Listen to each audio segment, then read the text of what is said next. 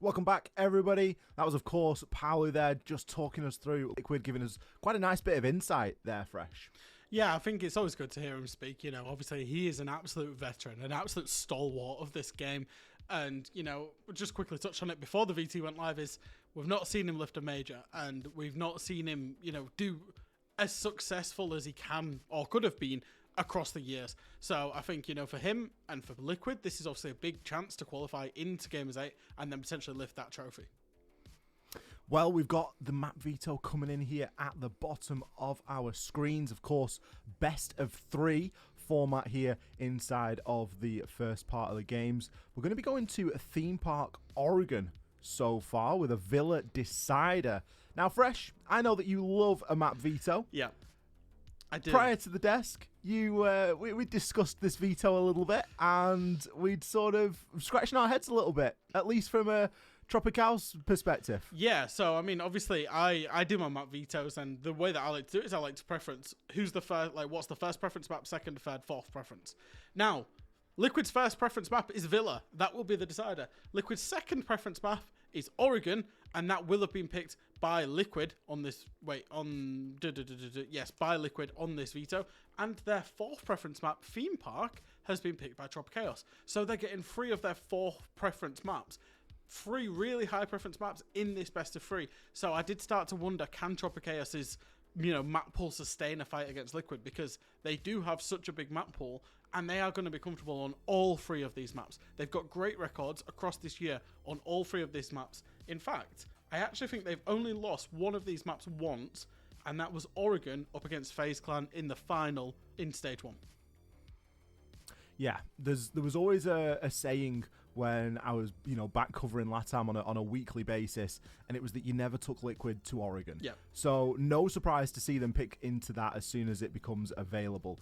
And I think this could be a situation where we just see Liquid have a slightly deeper map pool than TropiCaos. Now, it is a bit of a tough one. Obviously, you're going up against a Titan like Liquid. Liquid have given a lot away, though, in the recent Major Fresh, and that's always something to worth bear in mind, is that it isn't a situation where Liquid are coming into this having only played a stage. They've just played a major, not only, but they also went to the grand finals. So they've played a lot of maps to get there. Yeah, that's the thing, is that you have shown a lot of maps. So if you take Theme Park, for example, I don't have any recent Tier 1 history of TropiCaos having played Theme Park.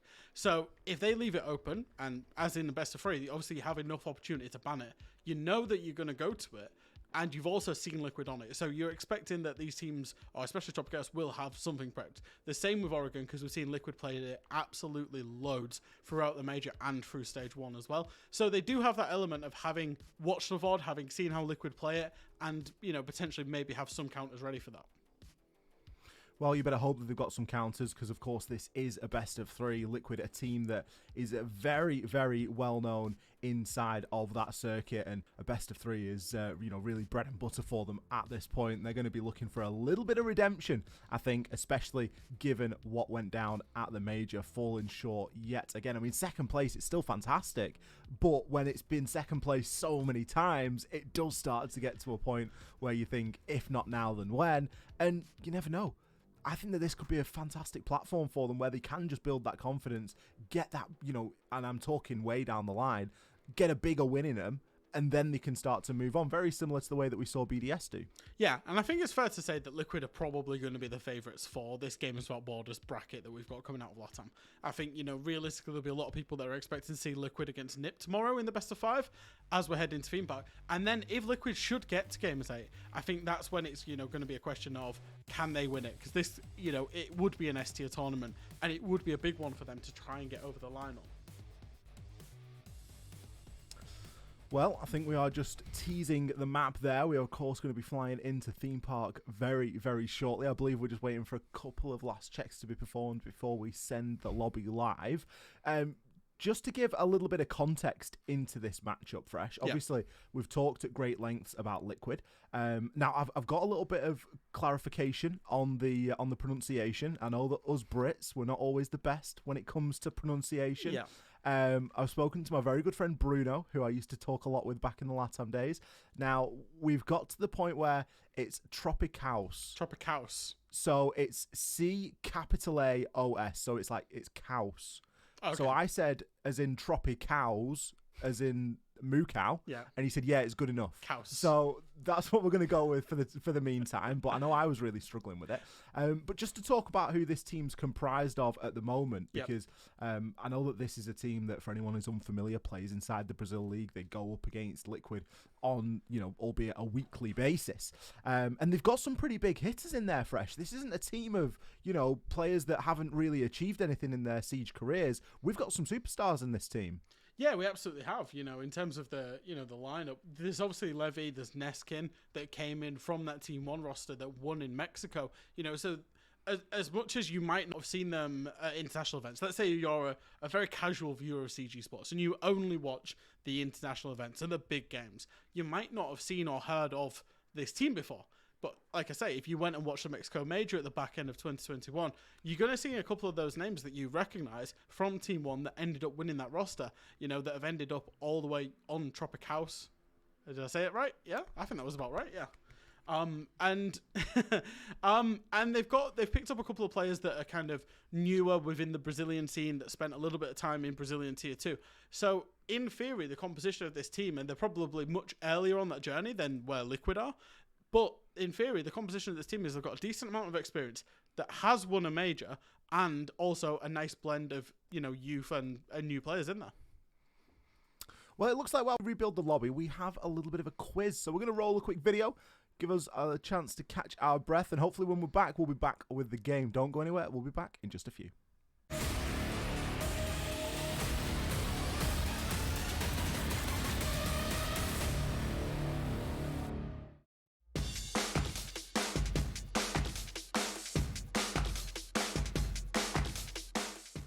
TSM.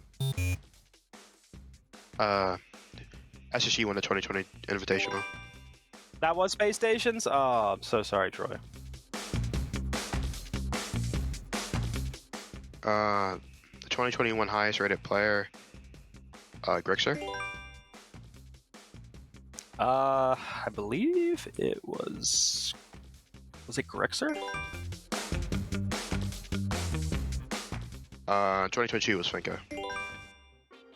God, I hope I was not on... Well, I did actually play a good amount of Yana back then. Shoot. I still want to say my most played operator was Thatcher. In 2022, it was Legion. Yeah, I wish I was a gunner, but I'm pretty sure I was playing Smoke at that time. It was SSG versus TSM. Oh.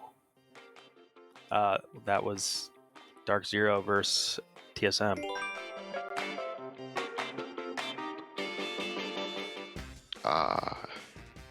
B Canadian. It's gotta be Geo.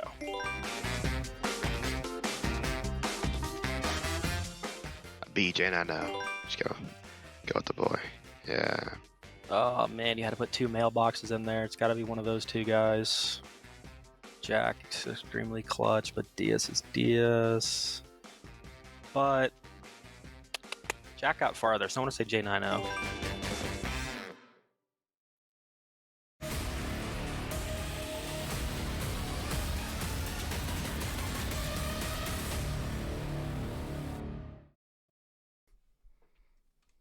Hello, everybody, and welcome back.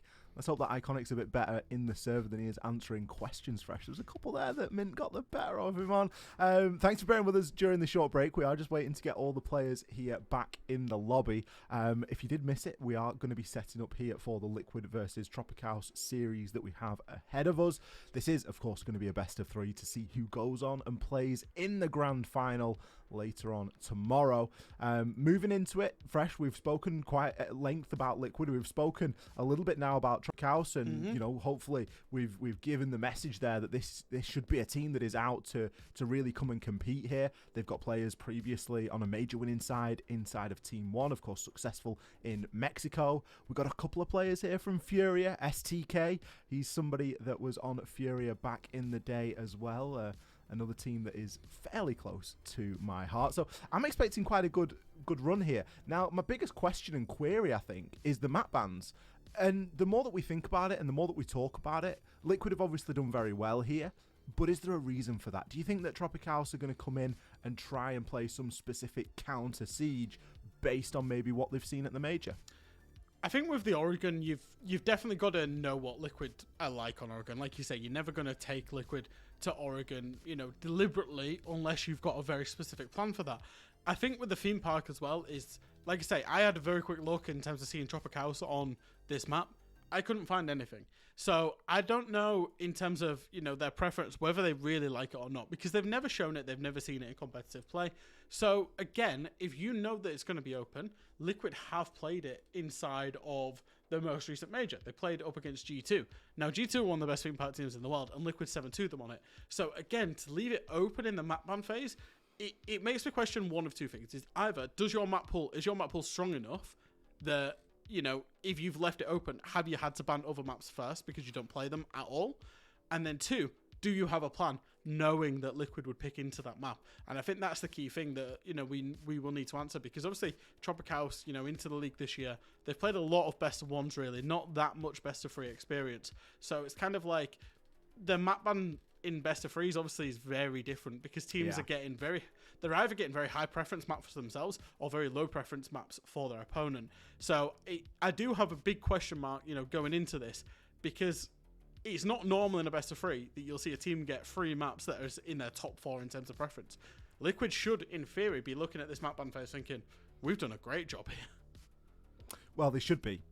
Obviously, as we've said, it is quite difficult given the sort of limited access to knowledge that we have for TropiCaos. We don't entirely, we don't necessarily have access to all of their information. And of course, with Brazil League being split very similarly to the way that we've got EU League split, if anyone is still awake, I'm sure there's a few people awake from EU that are watching this, but it's split in a very similar way. So there's Group A, there's Group B, TropiCaos not in the same group as Liquid, so we've not even got necessarily a direct head-to-head like that to go up against. So we are almost dealing with a little bit of unknown on one side of the things, and then we've got the known on the other. We've got that team of Team Liquid, and moving into Theme Park, you've got to fancy them for this first map. It really does just come down to that unpredictability and what has been able to be prepared here by TropiCaos, and have they found, seen things at the major. I'll be honest, Fresh, I don't think back to Theme Park, and you'll have a much better read of this than I do. I don't think back to Liquid playing a lot of Theme Park at the major. No, they played it once. And I think that's because it literally is one of their top preference maps that they want to go to, right? A lot of teams, generally a lot of teams don't have Theme Park in their pool. You've got to be a pretty good team to have Theme Park in your pool. And Liquid do. They only played it once against G2, and obviously they 7-2 G2 on that map. Well, let's see if they're able to achieve similar results here today, as we are ready to throw into our first map here tonight. Again, thank you for bearing with us. We did have a slightly delayed start to this, but fingers crossed, we will be underway with no hiccups whatsoever. Theme Park awaits us to kick off this best of 3. As mentioned, it's a rare sight to actually get to see Liquid on this map, given their preference for it. But again, it comes back to a story that you love to trot out here, Fresh. Go on. Back when you were in Chaos. Yep. Oh yeah, I will. You had a certain map that you were perceived to be very good at. It was this map. And it just turns out you weren't that good at it. Yep, that's true. You just won once on it. When I was on Chaos Esports Club, well, I wasn't even on the team at that point. The Chaos, it was when I was on G2. Chaos played BDS on this map when it first came back into the map pool, and they beat BDS very comfortably. And ever since that point, everybody permabanned this map against Chaos. Every time we scrimmed, we asked teams to scrim it that we knew didn't play it, just to reinforce the fact that we played it. And it was permabanned for about a year. I'm not even kidding. A year against us. So it can happen. It can happen where teams, don't play a map and it does get permabanned against them. Look at that skinergy from the Liquid players as well. It's quite a nice background, that. I might have to cop. Yeah, it's pretty nice. I haven't gone for a background yet, because I don't know which one to commit into. Yeah. Right, Liquid, they're going to be starting off here on the attack. In terms of bans, we do have an Amaru ban. Yeah, it's a curious one. In terms of, you see sometimes teams try to use the Amaru to get themselves into break room or to get themselves into, control room pretty fast with that Amaru. So I'm wondering if that's, a specific a specific counter ban. Like I said, we've not seen TropiCaos on Theme Park, so I don't know if it's just they've noticed it with a tendency in the play when VOD reviewing, or whether they wanted to just get rid of the Amaru. Dokkaebi ban coming out on the other side of things, and Mirror removed as well. Mirror, always a great one to remove on Theme Park. Does leave things somewhat open. The mute ban as well. Yeah. Do you ask a bit of a question about? Yeah, I would say they're very flexible bans, that mute ban as well. I think mute's a great option, but in terms of banning it away, I'm not sure if it's up there with, your Solis, your Valkyries. Like, we've got the Holy Trident available. We've got the Solis, the Valkyrie, and the Izami available. We're only going to see the Valkyrie actually being played by Kaos so far. Are we calling them Kaos? Are we going to give them full name, or...? I think we go for Kaos, maybe. Yeah, TropiCaos, Kaos. I'm just seeing the .Kaos on the name tags there. So yeah, only playing the Valkyrie so far. Obviously, have access to that Izami and the Solis if absolutely necessary as well, which I think is going to be very strong across this map. Mirror is a great operator. I think this is why Defender is so good on this map, because Mirror could be used obviously for the big extensions, but then you're going to have the Izami, Valkyrie, Solis if you do ban away the Mirror. Volt's going to be on this roam play now. He's got a little bit of pressure coming in above him. He's actually choose to dip himself out there. We've already mentioned about the tools here that are available for the defenders. Yeah. It's typically a very good map for defenders as well, and to have that flexibility here, we're getting the Dokkaebi banned out obviously, but in place you can bring things like the Valkyrie, obviously Valkyrie being brought here, and that information exchange is going to be vital. Very slow round from Liquid so far. In terms of 90 seconds, we've not really seen too much action happen. We will see one player traded out from each, and Volps eventually gets the refrag. So Liquid 4v3. Resets, loses his life. That is the Hibana, but they've still got the hard breach on the side of Lagonis, and the Thatcher still up. So they're not going to worry too much in terms of, losing that Hibana. Obviously, you can see the rotate is open inside the site as well. But, albeit, it's still quite slow from Liquid. Slow progress, but progress nonetheless. I guess you look at this on the side of Kaos and you think, well, we've lost a Frost, we've lost a Jaeger. That's a lot of fit and forget utility. They do still have a C4, and they do still have a couple of toxic base canisters, so you have an ability to wear out the time, the time being worn out. An attempt to cage switch, but a couple of factors, Taves, a little bit of vertical coming in through here on the C4. Goes for the C4, doesn't manage to connect. This vertical is fantastic. You'd like to have it done before this 30-second mark. You still need to get down and be able to act on those kills. Volps, he's on a bit of a tear. He's got himself into sight here, picking himself up yet another plant going down under that very good cover that Volps has provided so far. Neski joins in on the party. Lagonis to close things out.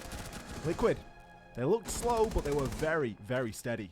Yeah, I think they had a very good plan in terms of getting that full clear, working out that site was available, and taking control of the map, getting that plant down. Very comfortable for them, and a good round on the attack. That's what you want, right? Is, when you're going on to Theme Park, you want to accumulate as many of the attacks as you possibly can.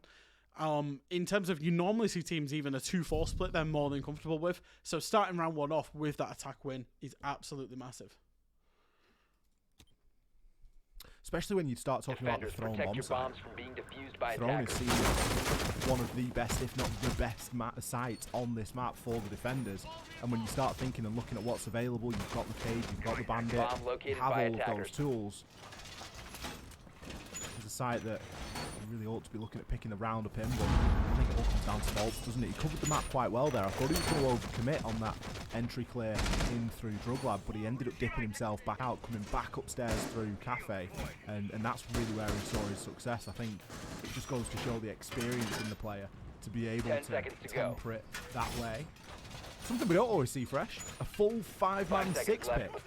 Yeah, it's not every day you see that. In terms of, they're not even necessarily picking into specifically weird operators. If you talk about 5-man, we've seen some nice key throws here from the side of TropiCaos. Ooh, very nice little one-way. You don't normally see, when you see a full 5 times in terms of the repick, it's normally, some cheesy operators. It's normally going to be like Ying, Glaz, anything that's, really cheesy. We've actually gone for fairly standard operators, but I think it's just, they maybe pick base operators for their attack. and then, you know, drop themselves in based on what they found out in prep phase, see it's a different site, and just change to that operator for that site. If anyone was wondering why Azami is usually banned, this is a great example of why. You can create some horrible one-way angles and maps that players know inside and out become unrecognisable at a glance as soon as a keeper barricade is there. And the whole dynamic of a room can change because different angles are now available. It's one of the reasons why architect operators like that are very often removed. STK, great opening pick there. Resets, not having a fantastic time of things. First time he's been opening death here in the match so far. Slightly slower start to things. You're going to lose out on a couple of nades, but Nesk is there to trade back. Yeah, I think we saw him in the major. Nesk is back, and I think he's shooting probably some of the hardest shots that he's been hitting in terms of his career. In terms of the Copenhagen major, hit a really nice shot through both of those Kiba barriers there. And I think realistically 4v4, not a lot of map control from Liquid as we see in Volps. He's still entering into Cash. There's one player on the roof, one player outside Cafe. It's going to rely on a big explosion and a 3-2-1 count, especially to clear this person inside a Cafe. But Nesk is on the perfect operator for that because he does have the Ying in hand. He can just flash this player out, as we're going to see the Ying Candela start rolling in. Needs to be careful for the C4. Needs to be careful from any player from the box angle. He's going to throw another Candela. Doesn't find the player. No. The player, whilst blinded, finds that kill onto him, but does get refragged out. I thought Nesk played that really well. He dodged the C4. He did everything correctly. He was even trying to, you know, keep the mind on the guy that was potentially playing on box. Fortunate that Lagonis was there in position to directly refrag. Palu, he's going to aggress onto this. He knows he needs to try and grab a kill back here, and he's going to do just exactly that. Peeks on through, gets his eyes on the second out there on the balcony. Lagonis, meanwhile, he's taken out. The call should be there. This should be fairly straightforward. There should be a good idea as to where these last two players are here for Palu. He can try and break these down. The default camera is going to call him out. Pre-fires as he must, but isn't able to get it done. Neskin throwing everything he's got into that engagement, impact and all.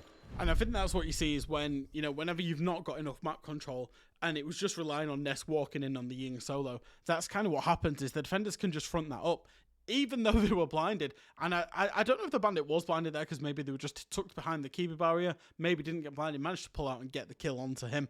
And I think it's kind of what we saw yesterday sometimes with the split takes that happen is if you've got a couple of people coming in from one side and two people from another, if the defense are aware of that and they rotate their players well enough to just outnumber you, they can obviously just trade it back out and maintain the ground. And I think that's what we saw there coming out of TropiCaos. A good defensive round from them. You know, obviously might have been a little bit shaken after losing their primary bomb site. They've gone to their secondary bomb site and won that. And now we're seeing them on their tertiary bomb site of Initiation Office.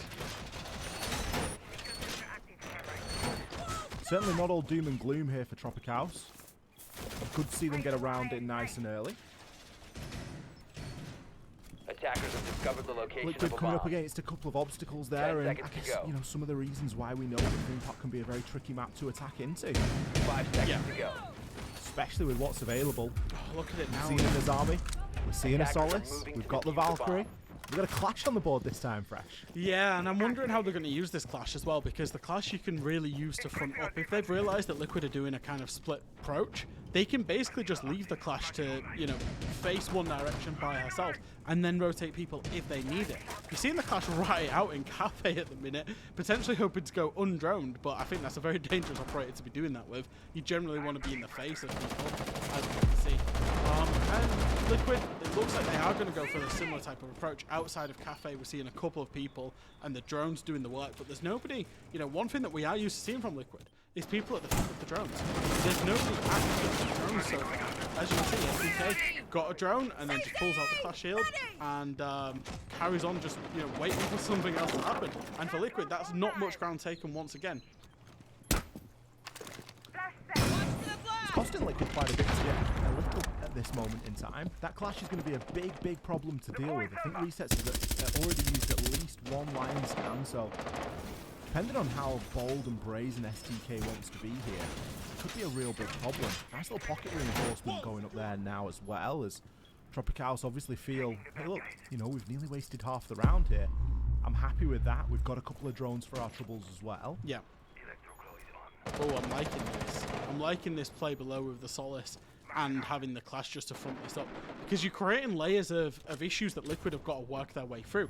I'm not seeing any nades on the side of Liquid. I'm not seeing basically anything that they can do to deal with this Clash. Especially, you know, with they've got no hard breach. There's 0 hard breach. So they're going to have to force this doorway unless somebody crouch walks in from somewhere else. In terms of, oh no, there's not 0 hard breach. There is 1 on the side of Palu. He's still got it, but they're basically going to have to force a doorway and try and force these kills, as we do see Resets pick one up. Resets has spent a lot of the round on the drone so far. Another scan going to come out, but it isn't good enough. BPW there going to come away with a kill onto Volps. Goes through as a direct trade, and look at the potential for this backstab here. Liquid haven't got a clue. Fresh going to take a long-range engagement with Palu, but the AK-12 tears through him. Nesk, he's getting himself in the action as well, and Resets is right in the wrongs he's made in the first couple of rounds. Neskin, it's all down to you now. The diffuser is going to start to go down. Picks up 2! Beautiful stuff. Certainly makes the job a little bit easier. Gets a bit of chip damage in onto Nesk. Certainly has options here. That pocket reinforcement, of course, now being opened up. Does he realise that the player is inside of the vault? One in the bathroom as well. He's got great eyes on the diffuser here. He needs to play this carefully. Impact goes out. Doesn't do the desired amount of damage. It's a 50-50. He doesn't know which way to swing. But Nesk plays it on contact. As soon as he walks through, he's there to assist. Yeah, and I think that was a really good play from Liquid. I did point out I didn't see that they still had a breach in charge, a breach on the side of the ace, because if not, they were really going to be just walking through a bottleneck, essentially. They managed to breach into office as Resets had found a kill, and they forced immediately, that was the trigger point, forced themselves into office, get that plant down. I thought Palu got a great timing on that flank. That timing doesn't go out. The round goes completely differently, in my opinion, if the Solace gets away with that flank. But he found the kill onto the planter, onto the flanker, and then found the kill onto the Clash as well. And I think, you know, Liquid just about got away with it. We are now going to see TropiCaos go for a 4th different site in 4 rounds. They started with Armory Throne, they went to Bunks and Daycare, then they went to Initiation Office, and now we're seeing Lab and Storage from them. So it looks like, you know, even though we've not necessarily seen them play inside of competitive play, inside of Tier 1 play, they do have, you know, strategies for every single site, and they're willing to throw everything they've got, probably feeling the pressure of actually being 2 rounds to 1 down on the favourable side of Theme Park. I'm kind of surprised they've not gone back down to the drone room. I don't know that the mute is that big of a reason to not go back there again. Attackers are moving to defuse a bomb. It feels like that's a site that has a wonderful opportunity for them. You want to avoid sites that you can just hop directly into. This, of course, being one of those sites, you can hop directly into storage. You can hop into bathroom, which is the adjacent room. Can make getting in there as an attacker very easily. Obviously, there's a lot more that goes on before that. Just going to be destroyed there. Lagonis sending in the Tero drone, seeing exactly what information and what utility they're going to have to deal with on the site. There was a Brava teased at the start of this round, but Resets has since kicked off it. Site lacking any significant utility there, really, Fresh. And that's what I was kind of wondering, because we've seen Nesk play Ying a couple of times now. I was wondering if they were going to play the Ying and go for something fast, especially because the Flores can get rid of those frost mats. One thing they've not noticed in terms of Team Liquid, and especially Lagonis on that Flores, was the bulletproof camera that was inside the site. Had they got rid of that, they would have got a lot of value out of that. Unfortunately, they've not drawn it out and not seen it. Nesk, however, makes up for the fact he's not on Ying, finds that opening pick there onto the Azami as well. So no more value out of the Azami, no more utility from that. And obviously, the big thing with opening picks, that's the numbers advantage. Looks like there might be a jump out. Palu's absolutely ready for it. He saw the impact grenade go out. He saw it was a C4 go out to try and get rid of the Claymore. Managed to punish that, and that's a significant numbers advantage for Liquid. C4 for a Claymore and a jump out never really feels like a good option. Flawless round here for Liquid. We couldn't switch fast enough to find the kills there. They were coming in that quickly, Fresh. Yeah. That seems like a frustration round from TropiCaos. You know, they've gone to that site, and the site was irrelevant. It was a classic round of Siege where Liquid, the defenders were so spread out. They were jumping out of everywhere. They were roaming that top floor. It didn't even matter where the site was. Yeah, I think so, especially. I think there was big overreactions to going down in terms of Nest getting that opening kill. And we're seeing panic jump outs from Arcade, by the way. And then we're just seeing them try to reclaim that numbers advantage. It felt very weirdly like a consulate or a coastline round that. And I know I'm talking about theme park, but where the attackers were kind of just either outside the building or they just entered the first room of the building and were basically holding the angles, and the defenders, you know, were feeling so much pressure and running into those. And that's what that round felt like, because it was just over as, you know, before it seemingly started.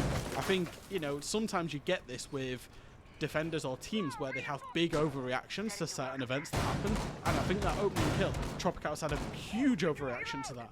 Again, we're seeing them change bomb sites. They're not one to go back and try and correct their mistakes. They've gone back down to Hammer Throne. And typically teams will be very happy to retry bomb sites. They're heading out as though the reason for them losing the site is something that can be very easily corrected. Yeah. Whether that be an opening pick where someone gets caught entirely out of position, late on setup, all the line. So it isn't always a reason that, you know, oh, we've lost here, we can't go back. You've got to figure out the reason why they've lost there and then understand if it's worthwhile of going back or not. I certainly feel like there was an opportunity to go back down to this site. We did see a plank go down. It was a bit of information, really. Volps was very successful on the roam clear. If Volps doesn't get 2 kills on the roam, this first round probably plays out quite differently. So it's good to see them come back here now. STK, he's going to be playing quite aggressive here. It's always a little bit of no man's land. You've got to be careful at the top of these dragon stairs. You can get cut off from getting back down very quickly. Very strange that it's playing the smoke on this side as well. If you think about how this game's been played out, TropiCaos haven't got to the point of denying plants. The rounds have been over generally very quickly. And there's no rotates you really need to make on this site. And if you do, you can make it with either impacts or, you know, secondary utility on the frost, for example.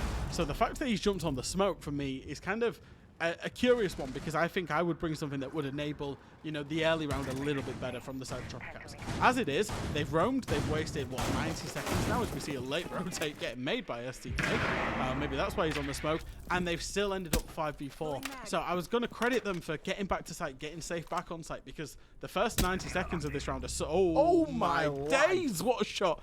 The first 90 seconds of this round are so key in terms of wasting time. Then if you're back on site, you can play a 3v5, a 4v5. But again, they've lost 2 lives, and now they're going to have to overreact and peek out. It's easy for Liquid, isn't it? They're making this look like child's play. Volps pick 2. Nesk, he's found 1 there. Great little bit of drone work on the bait as well. Neskin back in the site. We saw him in this same position previously. He's going to have a lot of work to do here. It's going to have to be an ace, but back-to-back flawless rounds for Liquid. Fresh, we're getting a view in here. We're getting a spectacle of just why you do not take Liquid to this map. Yeah, I think this is, you know, G2 got this treatment. A lot of teams have got this treatment from Liquid on this map. You know, if you go back to early 2022, it looked like Liquid's permaban. They brought it out at the Charlotte Major, and everyone was like, holy hell, they actually play this map. And since then, it's been a favourite of theirs in terms of trying to get onto it, and teams haven't been allowing it, and I think we're seeing why. I think also for Liquid's point of view, I was very keen personally to see how they reacted, because, you know, 6 days ago, what were we on, Saturday? 6 days ago, these guys were in Copenhagen in a major final. Since then, they have had to fly back to Brazil after losing the final in the way that they lost it, which was magnificent. It was a magnificent loss for them. 0-3 in a best of 5. They didn't put in a good performance at all. And I wanted to see, what is their reaction going to be like? How are they going to come out? And I think, you know, winning so comprehensively their first, you know, and they're only 4-1 up, right? But next game, straight after that disappointing final, 4-1 up on the attacks of theme park. That is a big statement coming out of Liquid already. Would have been really easy to just sort of limp into this. Have a bit of a break after the major. You've been in Copenhagen for a couple of weeks. You're maybe not in the mood, and you know, just you know, whatever. But they've obviously put in a lot of work. Yeah. They've still kept up with that scrim routine, the training routine, whatever it might be. And, you know, they're back like they never left. It's just they've just had to wait a couple more days until the next match, really. In reality, it just feels like another extension to what was already quite a long major. If they go 5-1 up on the attack here, that would be impressive indeed, and it'd certainly give them an easy time when they switch sides onto that defense. This opening pick so far has been very good for Liquid. Reset struggled in the first couple of rounds. He's directly traded in one of them, so it didn't have a huge bearing. Nest, they've all been lethal. Yeah, and I think especially it's even more impressive when you consider the defensive bans as well. The fact that now, I keep saying this, that Azami, Solis, and Valkyrie are all open should aid and abet the defenders in terms of, you know, enhancing their strategy and enhancing their power. But Liquid, it doesn't seem to matter for them. As you can see, they're still droning out, they're still trying to find out this information. Of course, we are going back to that one site that TropiCaos actually won. STK is going to look for potentially a cheeky little jump out here onto any repel players. He knows Claymore's there, he's going to shoot it, get himself out, and he will lose the gunfight. Palu, again, he's so aware. That's the second kill he's got on Ace, on that repel, upside down, waiting for players to jump out. And I want to give a shout out to his positioning there, because he was positioned directly above the window, was ready for it, and of course when you jump out, he's ready for another one, he gets another one. He's got 3 kills now out of his 5 have been from this repel, looking for jump outs onto this window. Gets himself into that break room, he's going to try and make a play, as we're going to see Volt walk up the stairs. Lagonis finds 1, it's all up to that last TropiCaos player. Lagonis finds 2, and that'll be the round for Team Liquid, once again out of absolutely nowhere. Bit of a problem if you're losing players out there on the jump out. Yeah. Jump outs are great. You can be unpredictable. You can work as a team. There's loads of ways you can do it. Palu played the first one impeccably. As you mentioned there, Fresh, directly above the window. Anyone that's jumped out of a window before in Siege knows that looking directly above your head is incredibly hard, and you just can't do it. You're always going to struggle to get that kill as the defender, especially when you've got to get the Claymore as well.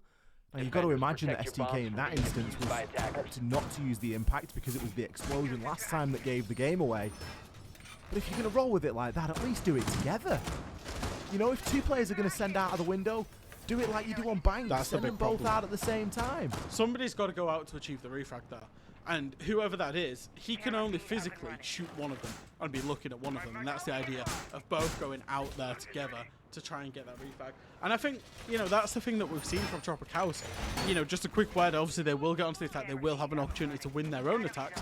But the one thing that we've seen is there's a common theme when you're in defensive and, you know, if you're a team in scrims, and that's test the execute.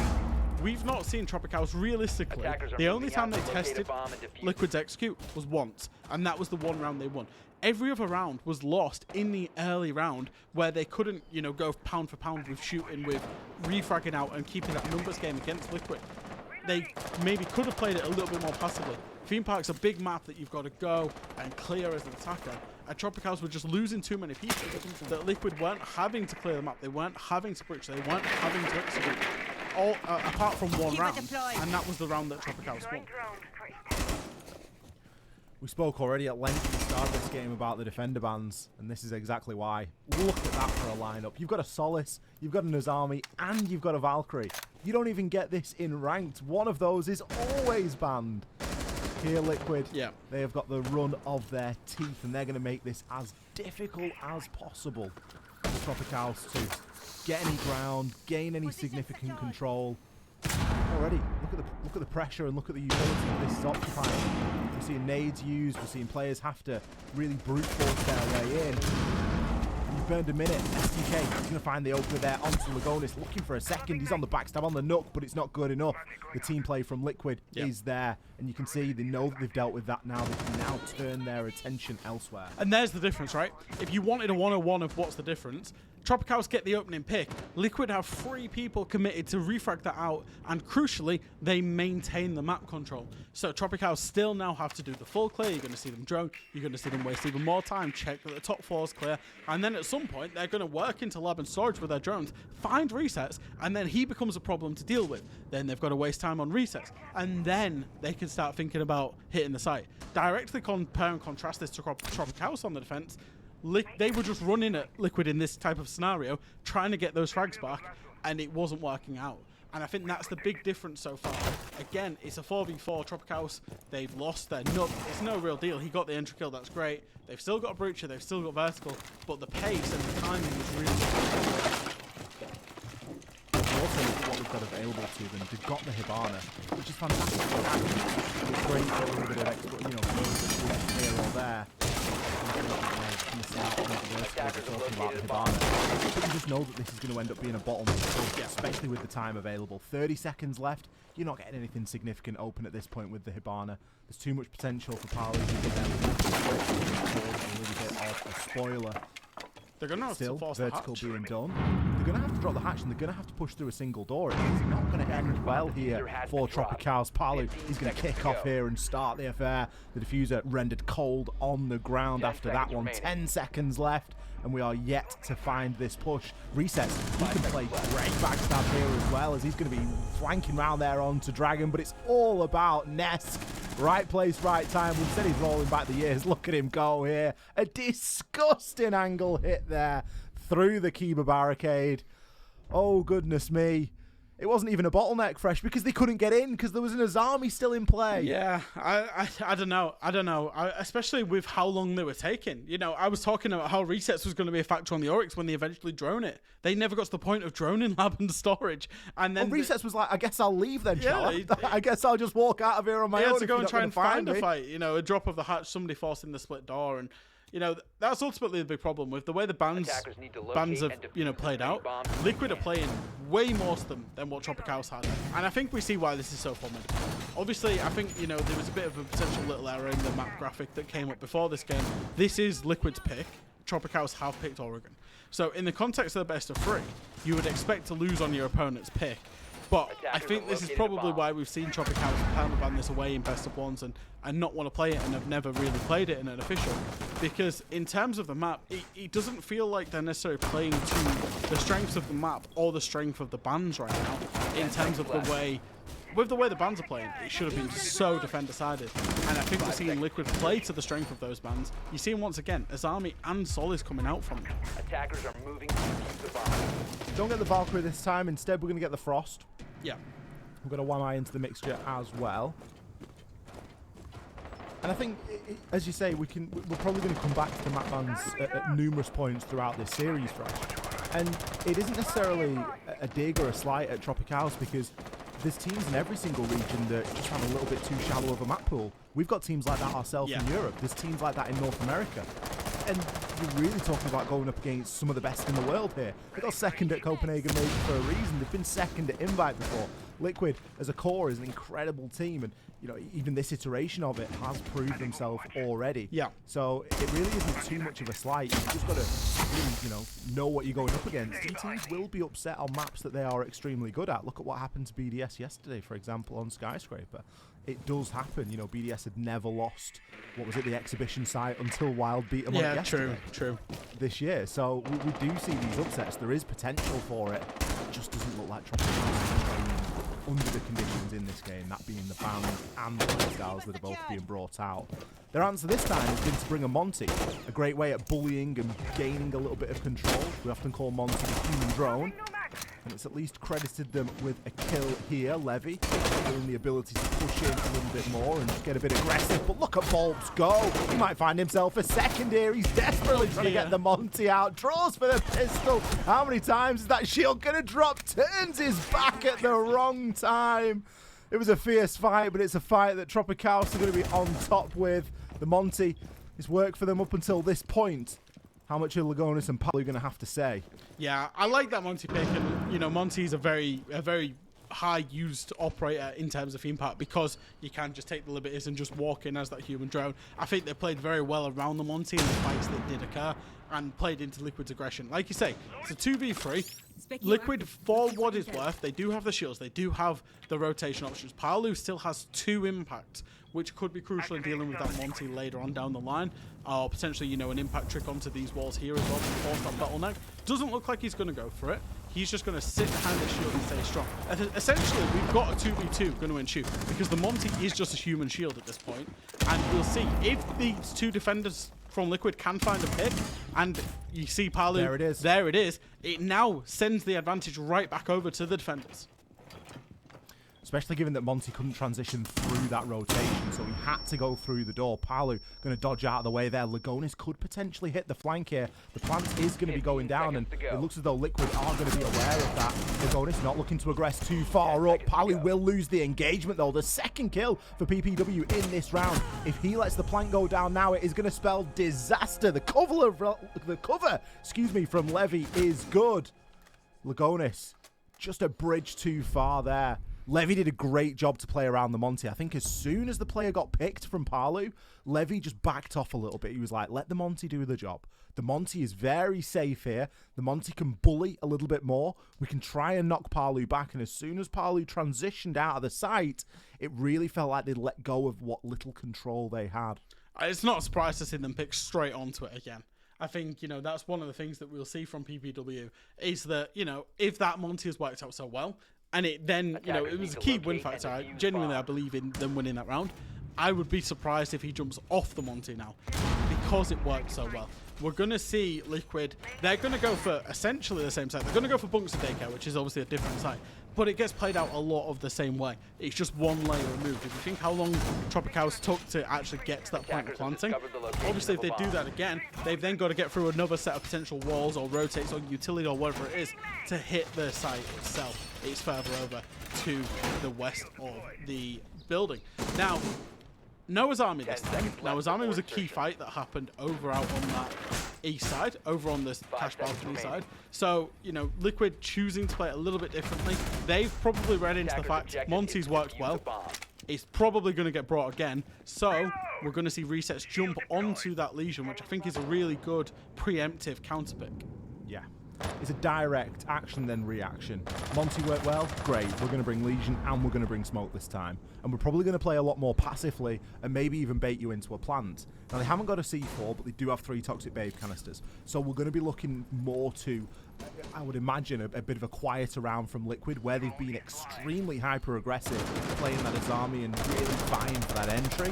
We might just play a little bit further back this time, play a little bit more passively, lean into some of their strengths. Main strength being the utility game. Now, no hard breach being brought, aside from secondary hard breach Badger on the Monty. So it puts even more pressure and more focus on what we're expecting out of PPW inside of this round, because he's going to be solely responsible for any breaches that are made. Yeah, and you do see that there is a pocket reinforcement from the side of Liquid as well. So these rotates, if they get the opportunity to, they maybe will be able to actually just reinforce them away. Looks like Resets is going to stay as strong as he can inside of initiation here, which is a curious one as Nesk finds the entry kill there. So that's the numbers advantage, achieved by Nesk. Gets it over onto STK and Resets. As long as he can get these group miners, you can see them already, one near the breach, one near the door. He's going to keep this Monty at bay as well. So TropiCaos, they need to find a way to deal with this. Resets, the first group man goes off. That gives the early indication. And here's the second as well. Great play from Resets. He knows exactly what he needs to do. Gets a bit of damage in. Levy gets his second kill here on the round. This makes the battle here with Resets even more important. He's trying to shoot the feet of the Monty. He's already down. Neskin surely can't let them get him up. It looks as though the revive's going to pop off and the cover is going to be there. Great team play here by TropiCaos. Neskin actually gets revived. It's once again all down to Palu and Lagonis. Lagonis picks up one, rocking the FMG9. It looks as though he's going to go for that pocket reinforcement that we mentioned, Greg. Palu trying to hold at bay. He's doing his best to ignore the Monty and look at the threat that could be coming from behind it. But he's got a couple of different angles to watch here, and there's still quite a lot of time available for TropiCaos.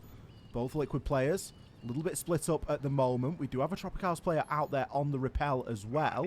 The diffuser is going to be in the hands of the Monty. Toxic Babe canisters now come through. Beautiful timing here by Lagonis to deny cover to that breach. But Palu, he's going to fall, and it's going to leave a lot here for Lagonis to do. He's shooting up against the Monty, but it's no good. The shield fully extended. He's not going to be able to get that down. We want to start looking really for a plant to lock this round in. Either that or we're going to be pushing for kills. Lagonis, he's doing his best to ignore the Monty. The time is still ticking here. He's got to keep himself alive. TropiCaos, they have to go for the kill or the plant, and they're going to do just exactly that. If Lagonis could stop it, this could be huge. Draws for the sidearm, finds the down, but he's in an impossible position. He's 1 versus 1 with the Monty. Time not on his side, HP not on his side, needs to go for the knife, needs to try and break that shield, and PPW desperately trying to get himself backed up into a corner. Looks as though he's managed to find a bit of an angle to work with here. A horrible game of cat and mouse and a very frustrating time here for Lagonis. He just needs to get a couple of points of damage here onto this Monty. Got the SMG-11, so it is a very fast fire rate. The Gumine's just gone off. That's going to slow the Monty down. He might not actually be able to get there in time. There's certainly going to be no time for Lagonis. Oh, what a clutch round, Fresh. We couldn't have asked for much more there. Oh my days, that was nearly one for the highlight reel for Lagonis. Played it really well. It was just unfortunate that he was up against the Monty, as you say. And I think, you know, I spoke earlier about TropiCaos not playing to the win conditions and how Liquid were. I think Liquid maybe needed to play to that win conditions a little bit more, which was probably going to be time and breaching. They looked like they wanted fights, particularly we saw the... it was, I can't remember who it was, whoever was on the Legion, looking for the fights to try and get those fights with the Monty. Really could have played at the time and played for the crossfires, because there was a crossfire held by the Frost. If anybody pushed him directly in terms of the Monty or anybody else, there was at an absolute stalemate until the Legion pushed out for more kills. And I think, you know, Liquid, they're going to choose to go back down to the basement site. It was a site that they won very, very comfortably the first time they defended it. The one benefit they've had of being 5-1 up on the attack is you only need to win your one primary site twice, and you will win it out. So I think a couple of things to think about in terms of those top floor sites, particularly their play against the Monty, and maybe one for, you know, when we get onto Oregon, because we might see TropiCaos try and use that to their advantage on their attacks. But, you know, you would still expect Liquid to get this job done, especially, you know, with them having that primary bomb site available. I think the Liquid are going to be fairly relaxed and knowing that they've got this primary bomb site available to them now. It does put quite a bit of pressure onto this round, and you'd maybe start thinking about a tactical timeout if things weren't going entirely right after this. Confidence is certainly with TropiCaos at the minute. They haven't brought the Monty this time, and it has been a key win condition in the previous 2 rounds. We're going back to slightly more roam-centric Liquid here with Volts out there on the Oryx. Resets. Going to be on the Alibi this time. No army, but still we got the Solace. Kind of surprised to not see the Valkyrie be played. I know that Nesk loves a bit of Valk, but instead he's opting for the Jaeger. Another big change is going to be Lagonis. He's been flexing on a couple of trap operators here and there, and this time he's going to be on the Capcan. Volts doing what he does best. He's been devastating in this entry, and he's going to continue to be so. Looks as though he's not finished either. He could be going for a second here. A little bit of cover from Parlo. It is a little bit deep, but the potential is there. Look at the time that he's wasting here as well. Fresh already picked up one. Got to fancy him for a second, surely. He's just going to get himself into the line of fire there and just take a couple of shots from DPW. Potential here for a hop in, especially under the cover of the drone, but the Wub will give him away. Go for the challenge onto this. Nobody expects him to be prone. Look at him go. Finds himself 3. Oh, it's all said and done from here on out. Surely Volps.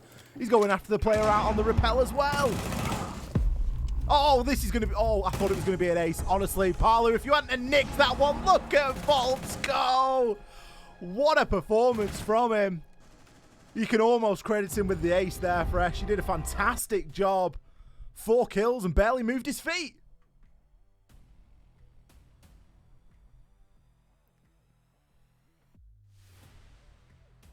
Fresh, I can't hear you.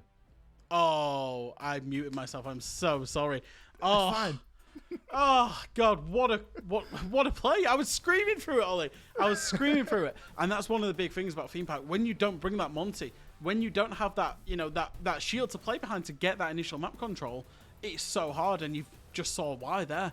Playing up against the Oryx. Thought the Oryx was actually a great pick because had the Monty have come out, obviously Oryx directly counters Monty as well. So small little thing from Liquid there. Won them the round, won them the game.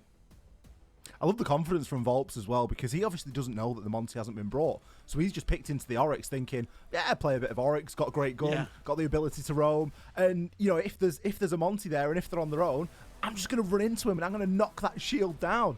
So real confident play coming out from Volps. Started the game on a scream and finished it on one as well. We're going to hit a very short break. We're going to set up map number 2, which is going to be Oregon. After that, we'll be back. Don't go anywhere. We'll be back in just a few.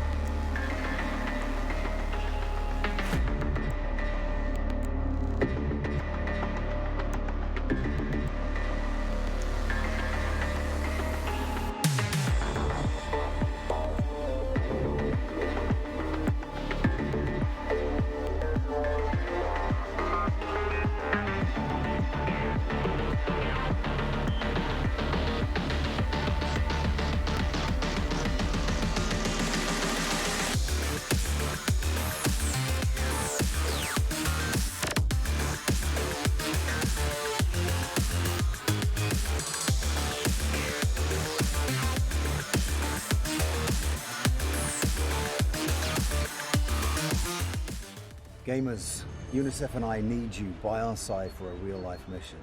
A mission to protect the rights of every child. After news cameras have left, UNICEF is here. Every day, everywhere, but particularly where it's needed most. Did you know that more than 170 million children need UNICEF's humanitarian aid this year? At Gamers Without Borders, many of you have already chosen UNICEF, and I thank you for that.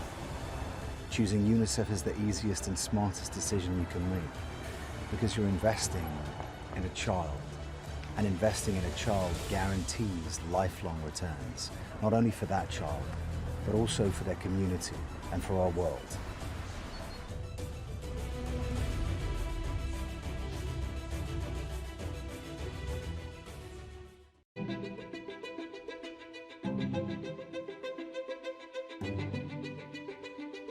The divisions in the world are stark.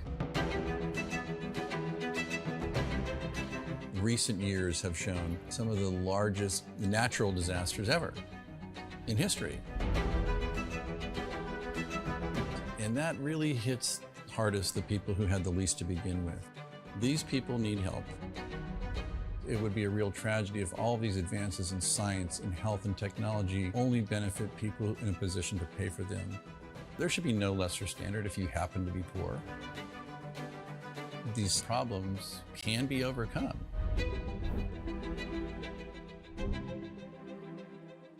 Direct Relief is a humanitarian, nonprofit health organization. The focus has been on the least fortunate, most vulnerable people. On a good day, things are tough for a lot of people in this world and in this country. And what we can do is mobilize private resources for their benefit and make it available free of charge. We're the first nonprofit in the history of the United States to obtain accreditation just like a commercial distributor. And it's been expanded geographically to every country in the world and every state and territory of the United States. What's now Direct Relief officially was started in 1948 as a private effort of a war immigrant businessman named William Zimden. The basic guiding principles of a war immigrant businessman really influence what Direct Relief has done ever since, and they begin with just serving the people who need help. We have this great privilege of engaging with people who come in from very different backgrounds, but with the same purpose of trying to just do something good. It doesn't matter if you're typing or talking on the phone or working on the warehouse floor. They're all part of an effort that means something bigger, and that is the fuel that kind of keeps you going. It gives you some sense that there is a way to make meaningful progress, even for a little organization that started at a kitchen table, but that's what provides motivation in life. The notion that many people, just by virtue of where they're born, the color of their skin, the country they live in, they're going to get sicker, they're going to stay sicker longer, and they're going to die sooner. That's pretty good motivation.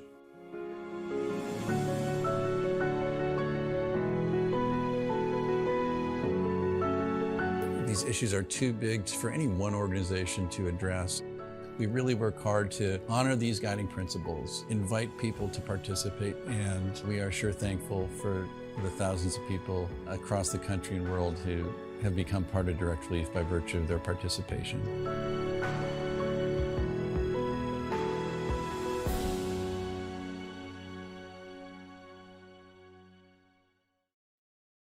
Progress is a race that has no end. After every finish line, another challenge awaits. How can we continue to push innovation in a sport at the forefront of technology? This is how.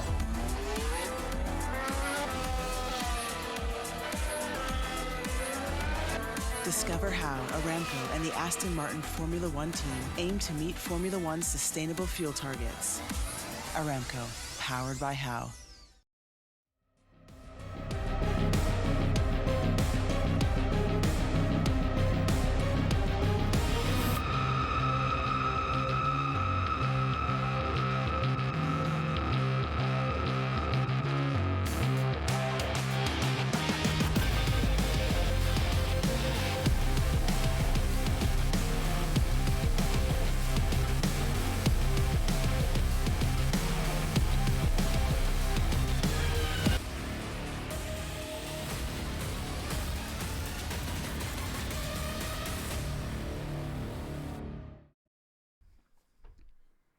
Hello, everybody, and welcome back. Thank you so much for joining us here. We are in the midst of a best-of-3 series between Team Liquid and TropiCaos. Currently, the scoreline is 1-0 to Team Liquid. We've just seen Theme Park, and Fresh, we're getting ready to head on into Oregon. Yeah, and I think, the story of Theme Park was realistically that Liquid had very, very good attacks, all things considered with the bans. I think TropiCaos looked like a little bit hit or miss on their defenses of how to really play it, especially with the plethora of operators that they did have at their disposal. We talk about those bans, the Solace, the Valken, the Azami, all being available, but very rarely played from the side of TropiCaos. And then they had a little bit of success with the Monty, but it wasn't enough to, sustain a comeback from being 5-1 down. Absolutely. Liquid now going to move into their map choice of Oregon. Sorry, it's not their map choice, is it, Fresh? It is TropiCaos' map choice. Is that correct? Yes. Still, it is a very, very tricky map because Liquid are known to be fantastic here on Oregon. You never wanted to play these guys in Oregon back in the Brasileiro, back when I was there, certainly, in and around 2021, 2022. And they've not really slowed down anytime soon. Oregon always is thrown into that category of maps that we say teams must know how to play, Fresh. It isn't, a map that you can really afford to not be very good at. It is a map that we often see in best of ones because of that. It's usually a meeting ground for two teams. However, here and now, a lot of pressure is going to be on that TropiCaos side. Yeah, and I think, seeing these bans come in, a very curious ban straight away from TropiCaos to get rid of the Monty. I speculated on Theme Park that they might well actually play it on the side of Oregon just to help out their attacks because they did look good when they were using it for their attacks. They've got rid of it. Liquid have got rid of Flores. That means all breaching options are available. That means your factory is open, which obviously weakens your basement site. And then the Solace and a Castle ban from Liquid coming out. Now, TropiCaos, we said they hadn't played Theme Park. They have played a little bit of Oregon throughout the qualifiers to this tournament and through stage 1. They've played a decent enough amount, so Team Liquid will have footage on them on this map and therefore potentially have gone for a little bit of a target ban. I wonder if it's to do with the basement bomb site, whether TropiCaos like the castle to enable themselves on the roam on the basement, and Liquid have seen that and thought, well, hey, whenever we get onto the attacks, that's clearly the strongest site and therefore we want to get rid of the castle, and because we don't use it, but they use it a lot potentially. I really like the banning strategy so far from Liquid because we've seen them go for some very specific bans. Yeah. Castle. When was the last time we saw a castle ban? It doesn't happen. Teams don't usually see the value in removing a castle unless there is a very specific reason to do so.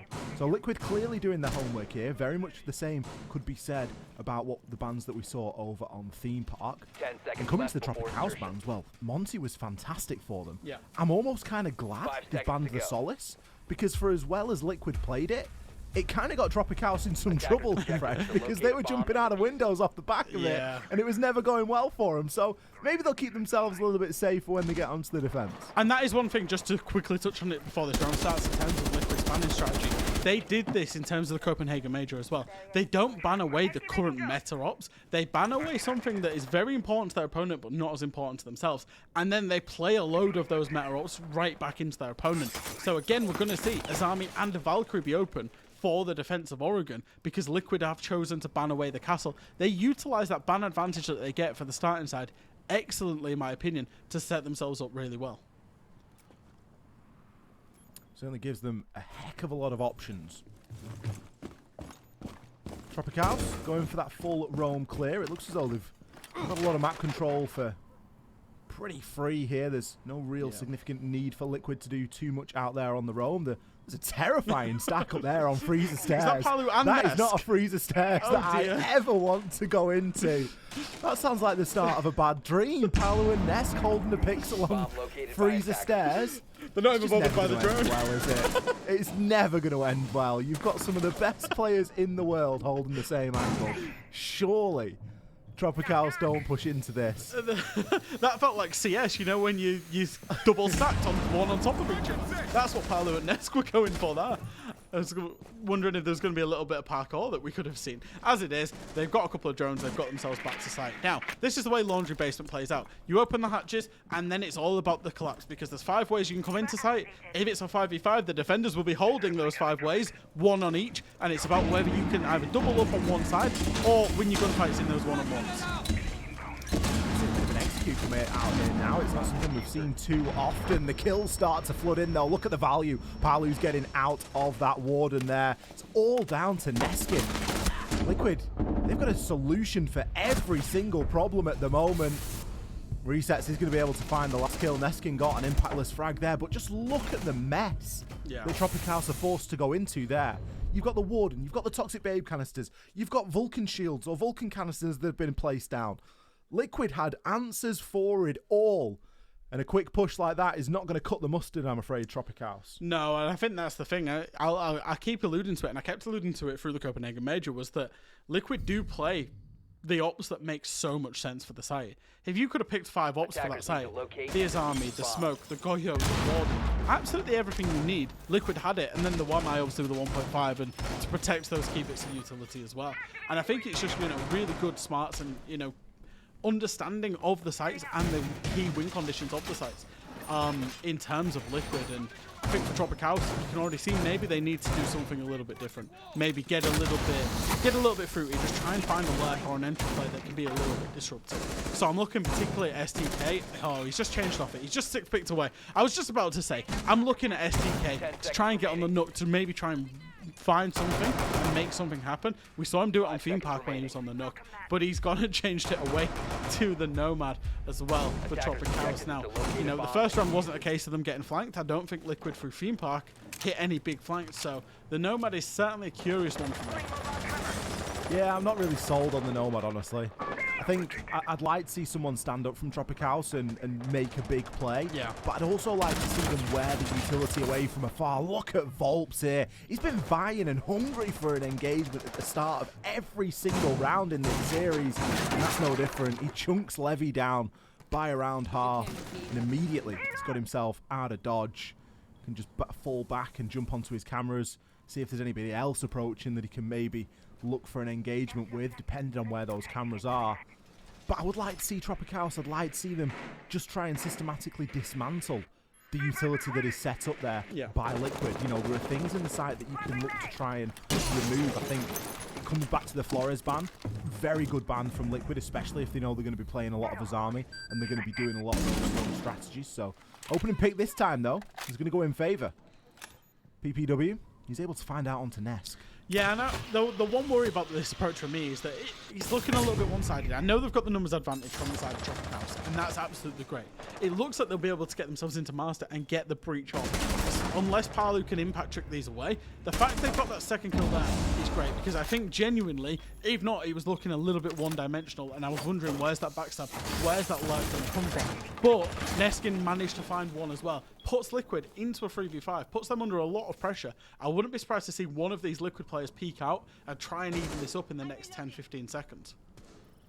Especially if you look at the positioning on Palu and Nesk, they're both very, Resets I think it is, both very heavily stacked up. Something happen here. Resets is going to go for a swing. Liquid, it looks as though they're just going to full out go for this. Lagonis is getting involved as well. What a shot from Palu. He's able to shut down and turns his attention over now to the white stairs. There is going to be a Kiba barricade there. So he's got himself a nice little angle just to peek onto. Double window, something to contend with as well. But Liquid has done a great job here in eliminating one half of this push. And now they only have to worry about one direction. Yeah, they triple stacked to try and get that map control back. They've got it, and it now gives them a nice bit of triangulation in terms of they got the big window and white stairs covered. The power of that as army especially. Resets has got the backstab covered. Liquid have brought this round back.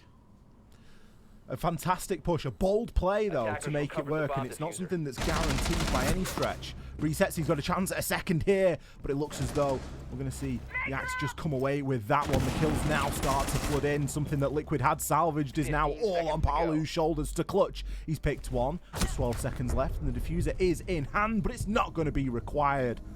Palu, for all Liquid's efforts, there were still just too many angles to watch. He wasn't safe there inside of bunks. Great round from TropiCaos. I think the rotation came at a fantastic time, Fresh. Yeah, I thought it did as well. I think, you know, they got those entry picks, they got the breach, they had everything. Liquid, obviously, and I do want to give testament to it, Liquid made a really good play to three-person push into where they assumed was the weakest area, try and take back the map control. They did that perfectly, but TropiCaos regrouped, and they managed to make it multi-dimensional, because that's the one thing I was worried about. In the end, the pressure was coming from Big Window, it was coming from White, and then it came from the breach and Armory Stairs at the same time, and that's exactly what you want, despite the fact it did look, like I say, a little bit one-dimensional at the start. In terms of their attack, it was that good. It's actually forced Liquid onto the tertiary bomb site. They're going to go for the kitchen and meeting bomb site with what looks to be a dining room extension, as you see. It's resets out there on the Oryx setting up the dining site, and they've closed the hatch up on the vertical as well. So it looks like if they are going to concede the vertical, they're going to keep players up there and keep basically play with their lives to try and hold on to that top floor as well. Not every day you see that hatch reinforced. No, exactly.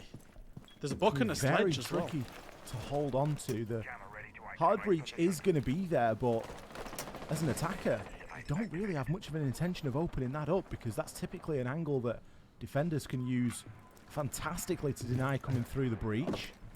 You've got your wish as well, Fresh. You've spoken it into existence. SDK. He was tempted last round.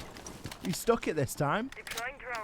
Let's see if it has any significant impact with it. It looks like the main push is potentially going to look for this top floor initially. The Ayana especially is going to look for the top floor, and you're going to see PPW looking for the top floor, and then STK potentially just to nook in around and try and find an opening in time with the actual site.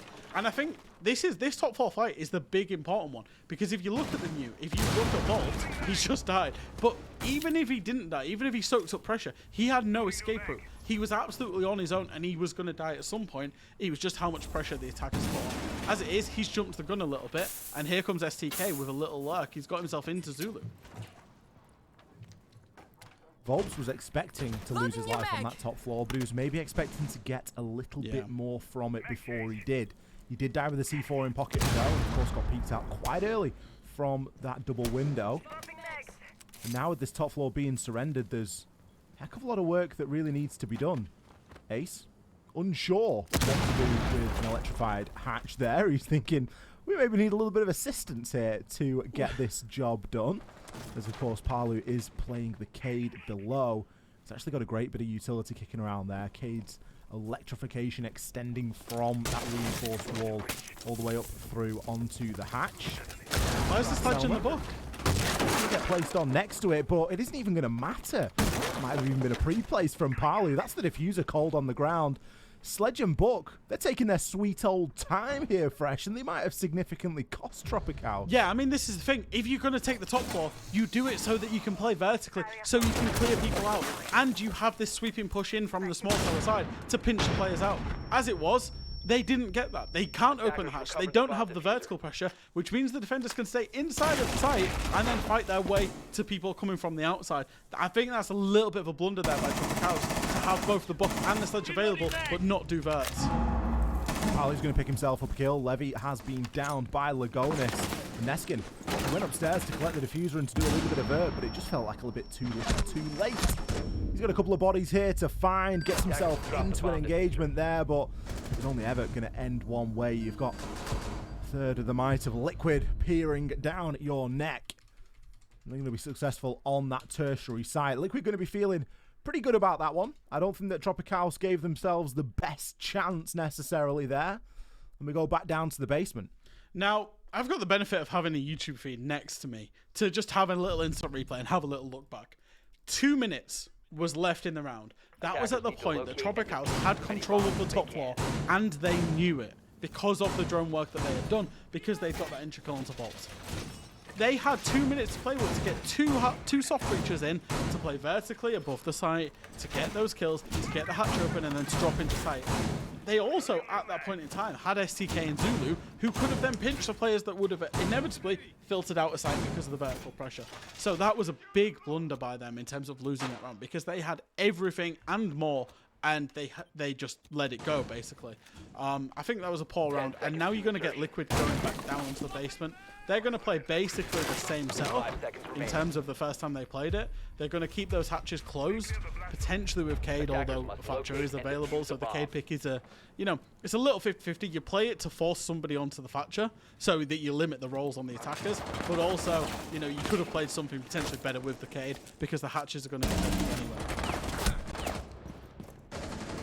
Early engagement here from Palu. He's going to be getting himself in the action. Previously, we saw Liquid play pretty reserved on this basement site. They've got no need to really peek out too aggressively.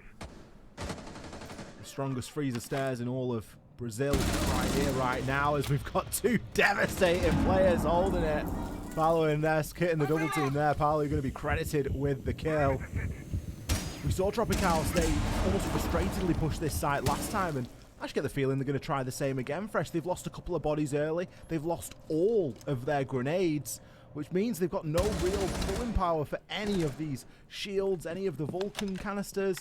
They're really going to be giving themselves an uphill battle here. PPW has been very lucky there that he's not really been charged in the freezer. I think, like you say, he was pretty aggressively pushing it to try and find a pickback, but he does need to remember his place in that he is the hard breacher of the team, and you cannot attack this site without hatches being open, and that's why we will see him rein back in. He is going to now go and open the hatches alongside the Thatcher. That's really, obviously really good work, but the problem is, there's only 3 people that can push into the 5 avenues, and as you can see from Liquid, they're all back on site, and they're all taking responsibility for 1 avenue each, basically, and it's going to rely on, if TropiCaos are going to win this site, it's going to rely on them double stacking somewhere and winning those engagements. I'll tell you what would be really nice, Fresh. It'd be really nice to see those hatches get opened, maybe before we saw people pushing down freezer. That would be true. That'd be something that I think I'd quite like to see how that plays out, because at the minute, Palu's picked up 3. Eventually we'll go down as a 1-for-1 trade, but these Toxic Babe canisters, they're being used to keep STK at bay outside of blue. BBW, he's going to push himself down backstairs and finds one onto Nesk. STK, he's got an important engagement to win here, but the utility is still streaming in. He's eaten up a couple of Toxic Babes, and now there is going to be a Vulcan canister for him to wait out as well. Lagonis still with a C4 in hand. And this push is only coming in from 2 sides. Liquid, they can retire. They can get themselves a little bit further back, a bit deeper into the site. Vulps has no Toxic Babe canisters left. It isn't too much of a problem. There's 30 seconds left, and it's a 3 versus 2 with the C4 in hand. You've really got to fancy Liquid here. Lagonis finds the first. Can he grab the second? It goes down as another direct trade. That's the second 1-for-1 we've had in the round, with resets being credited with that last kill. Yeah, unfortunately, that tends to be what happens when you're playing a round out 3v5. Like I said, it could have actually been worse. They did a very good job to nearly recover it in the mid-round, but Liquid had enough numbers. And as you saw in the end there, they had 3 players just looking straight up at the pillar, at the E-box hatch drop, and at the blue entrance. They weren't worried about laundry. They weren't worried about freezer whatsoever. And that's one thing that happens on that site. When you've got the numbers advantage, you just don't need to worry. You confront it up. Now we're going to see them. They've won the tertiary site. They won the primary site. They're going all the way over to the secondary site. They're going to kids' dorms and bedroom. And this is the one that they did end up losing. They gave away a couple of picks unnecessarily early the last time on their defense, so they'll be looking to right their wrongs, because TropiCaos did, you know, it was probably their best attack so far in terms of the 4 attacks they've had when they won this site last time. 10 seconds left. 3-1 the lead currently for Liquid. We haven't seen much T3 action this game. Mario was, of course, banned in the previous match. Attackers are moving out to locate It a feels bomb as and though defuse it. TropiCaos have maybe not forgotten about the existence of the op, but it certainly hasn't been a focus. Resets, he fancies himself up there at the top of Tower. Levy, he's taking a huge amount of damage there. Was that another? I think it was Nesk. Yeah. Is it a Nesk-Lagonis duo this time, maybe? Or maybe Lagonis was just running past, but... A lot of 1.5s on this side, by the way. Yeah, Nesk is certainly loving the 1.5, isn't he? He's absolutely all over it. Nesk, Lagonis, and Resets all rocking the 1.5, and this time Nesk isn't the entry pick. He does get the first kill out onto PPW, but there is one found back onto Nesk. So that's a good refrag from the side of TropiCaos. Yeah, they've done something to keep the numbers fairly level there, as the kills are going to continue to rain in for Liquid. Maybe being popped out there, it isn't going to find its mark, unfortunately, just not cooked for long enough. Neskin, he's also taken a huge amount of damage here. Everyone on the side of TropiCaos is softened up a little bit. Resets was thinking there about a little pocket reinforcement, but the bullet trace is causing him to think better of it. He might be able to bait out a little bit of time here, Fresh. He's not in a bad spot, really. There's going to be a bit of coordination required here from TropiCaos to push him out. Of course, can activate these glasses now, but doesn't manage to get his hand down in time. He will, in fact, suffer. TropiCaos, great job to just slowly whittle down these players from Liquid, just getting caught out of position there. And once again, we've only got 3 players alive for this site. This didn't go too well for Liquid last time. Yeah, I think, Resets maybe stayed too long a bit there. I felt TropiCaos did very well to pinch him out. Obviously, he was being held all the way from Master Balcony, through those soft walls in Trophy, all the way down Attic when he was trying to reinforce. And I think that's why he filtered back into T2. But then he could have left. He could have gone down T1, got himself out of it, kept the man advantage. He tried to fight it, got punished, and now we've got a 3v3 engagement. We've Attic control for the attackers, although Paolo does manage to find one onto Neskin. Oh, look at him go, Volps.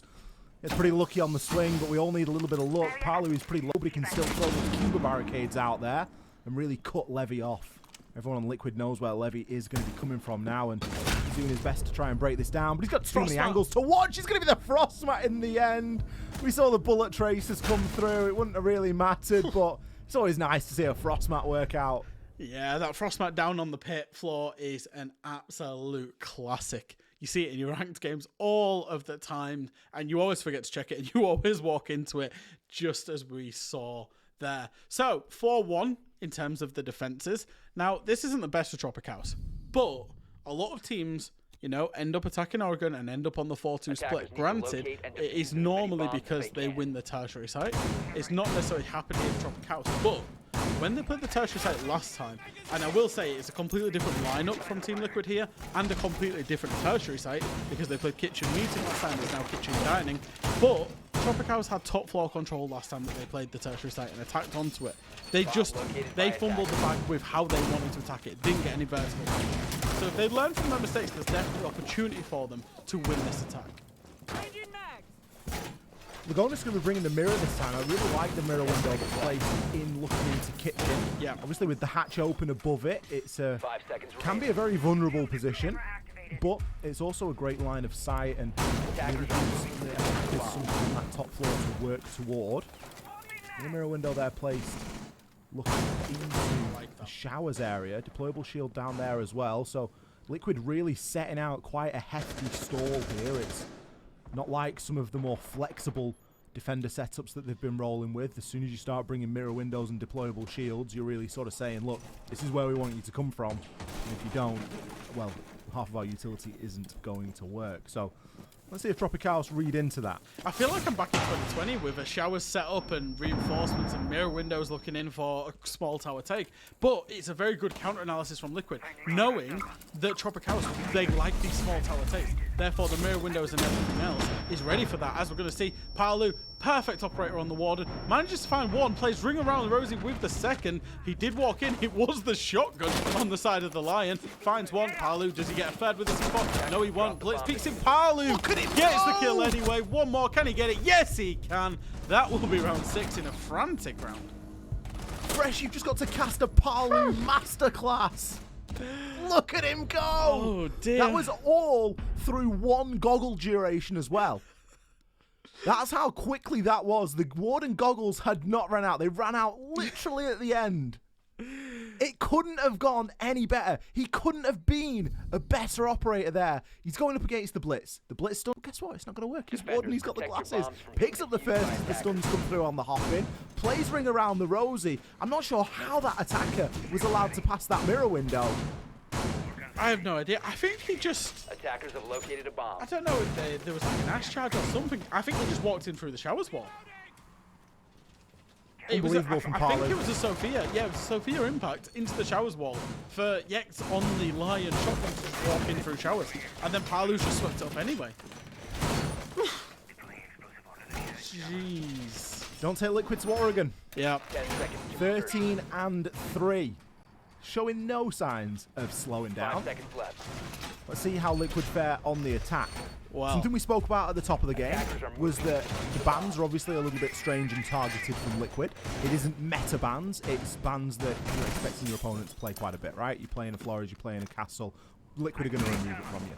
So there is option here for TropiCaos to have good operators out there on that defensive side, and well, you can't pick who you get on a spawn peak, but I'm sure they'll take getting Palu.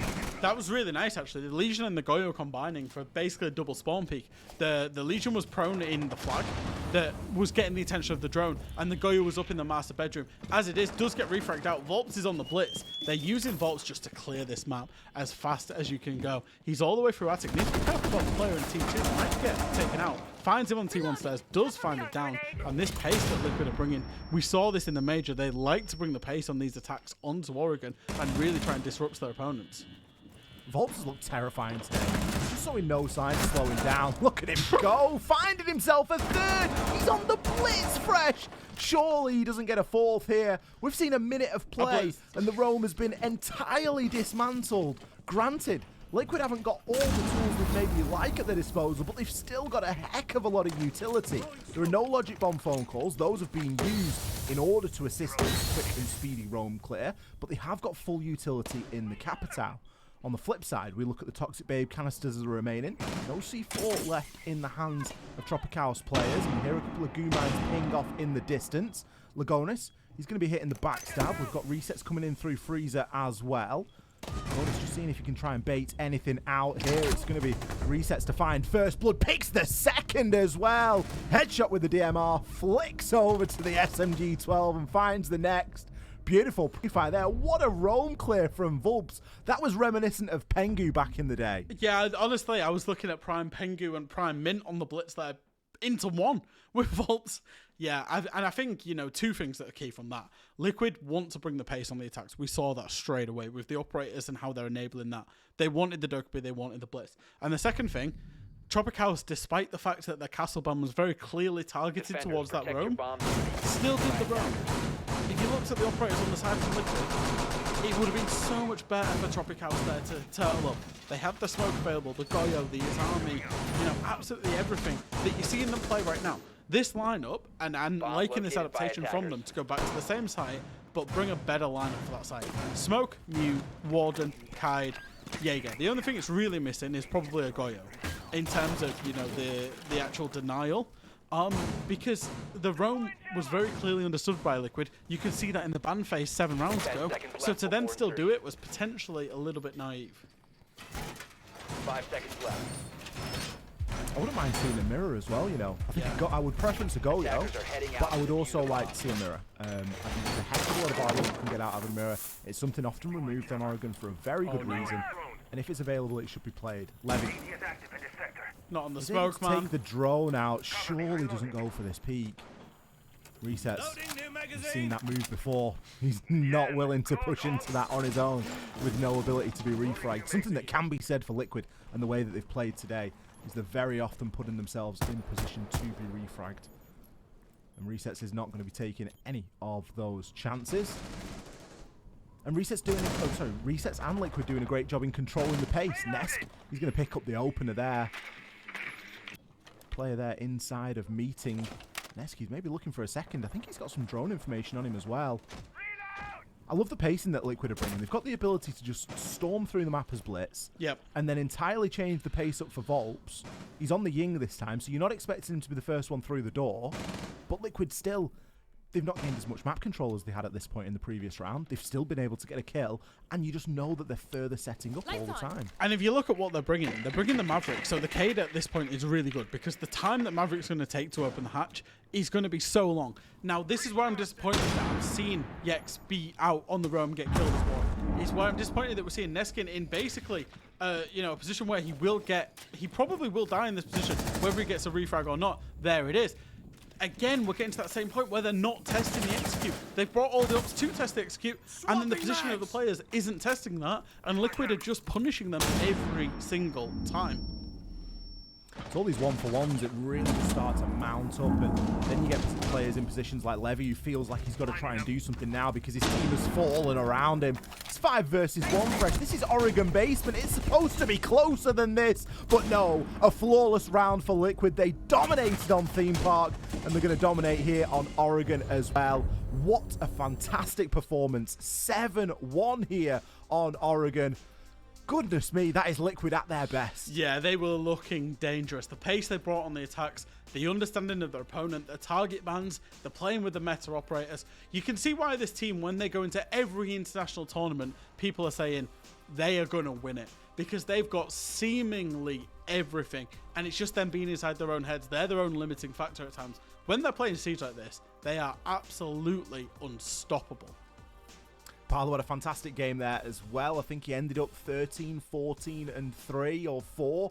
I mean, he had that round on Warden, which is I'm going to go back and watch that during the break, I'm sure. There's a couple of bits that I want to go and have a little look-see over. But for me, Liquid came out and they were just a better team here today by a long shot. I think I was expecting a little bit more out of TropiCaos Fresh, potentially. Yeah.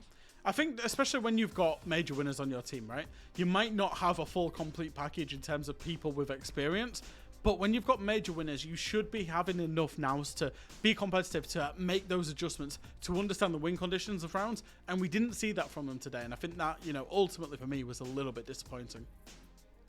Yeah, not the best performance there from TropiCaos. I think that they themselves maybe will be a little bit underwhelmed and maybe a bit frustrated with how they've actually come out and presented themselves here. But some things you can't account for. Every single team out there that has faced up against Liquid has had that round or had that map where they've just been absolutely demolished by them because they do have that much power. Of course, that is going to wrap up our games here for Brazil. I believe that the A stream will be running on as well. I'm not entirely sure of the score over there. As we're on a fixed schedule tonight, we will be taking a break until the M80 game. So that everyone that has set their clock and reminded themselves to come back for the game is not going to miss it, seeing as that was a very quick series. The game is due to start at 3 a.m. CEST. That is in about, an hour and a half's time. So mark your calendars, set your alarms, and I'm sure that we will see you back there for that M80 game. Thank you so much for sticking with us during those games, and I hope you enjoyed it. We'll be back after the break.